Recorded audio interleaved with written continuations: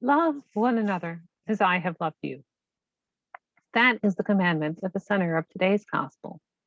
And that is the commandment that is at the center of all of our scriptures. We are called to be willing to sacrifice for the good of one another, to lay down our lives for each other. We are called to love one another with the mothering love that God has for all of humanity. And I think that this is an important message to hear today on Mother's Day. Mother's Day in the United States has become focused on a very particular, idealized notion of motherhood. It is celebrated as the day to thank biological mothers for sacrificing for their children. It is very much based in a mid 20th century idealized white suburban concept of a mother, represented by June Cleaver and similar figures. Now, as much as I appreciate my two little boys making me special cards and homemade gifts and letting me take a nice long nap, and my husband insisting that I get to eat whatever I want today, I must admit that I have a somewhat bittersweet and ambivalent view towards Mother's Day. My own mother passed away almost 5 years ago, and today, as it is for many who have lost their mothers, is a day that I miss her more than ever. And after this past brutal year, I know that I will be joined in my feelings of loss, grief, and directionlessness by many who are marking their first Mother's Day without their mothers.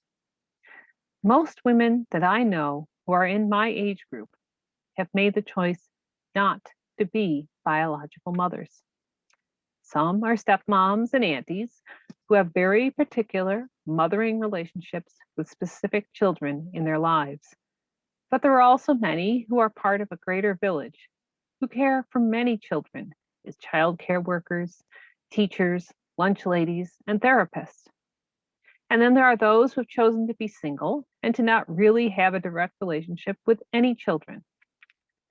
For these women, today can feel like a day for society to condemn them and the choices that they have made, even as that same society depends on these women to function. Then there are the women whose children are in prison or have become lost in the sickness of addiction, or who have passed away or could never be born to begin with. For them, today is a particularly bitter pill as they feel a mix of loss, envy, and condemnation for not living up to a societal ideal. For many people whose mothers were less than ideal parents or who were downright abusive or neglectful, today can also be particularly burdensome. They can feel compelled by society to celebrate and thank women who had a destructive influence on their lives for that destruction, and feel at the same time bitter and angry, but also guilty and humiliated.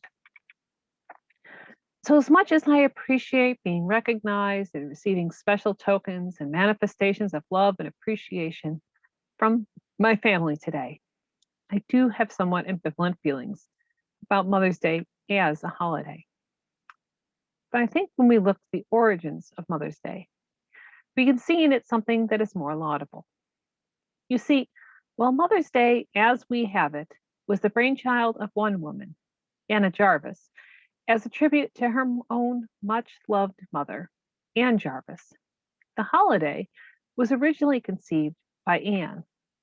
While Anna was a single woman who never married and lived her life dedicated to her mother, Anne was the mother of 13 children, only four of whom lived to adulthood.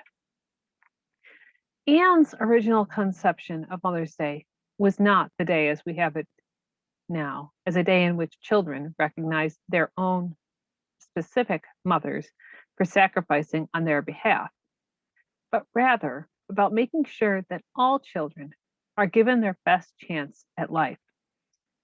Anne lived in rural Appalachia in the 1860s, during a time in which young children frequently died of typhoid, tuberculosis, diphtheria, measles, and other diseases that we rarely even think about because of vaccines and widespread access to clean drinking water and sanitation.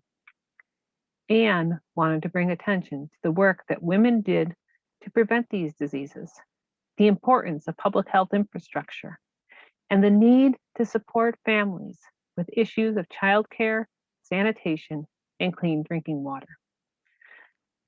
This original conception of Mother's Day as a day of advocacy for issues that particularly impact women and families is at least as relevant today as it was a century and a half ago. Today, too often, women are forced to choose between staying home with their children to help raise them and working outside the home to provide food, clothing, and shelter for those same children. While some families, such as my own, are lucky enough to be able to make a conscious choice for one parent to stay home and perform full-time childcare and homemaker duties, while the other finds fulfillment in work outside the home. For most families, there is no choice. More households than ever before are headed by single parents, both men and women, who struggle to raise their children while also providing for them and often face condemnation for not being able to excel at either, due in no small measure to their attempt to do both.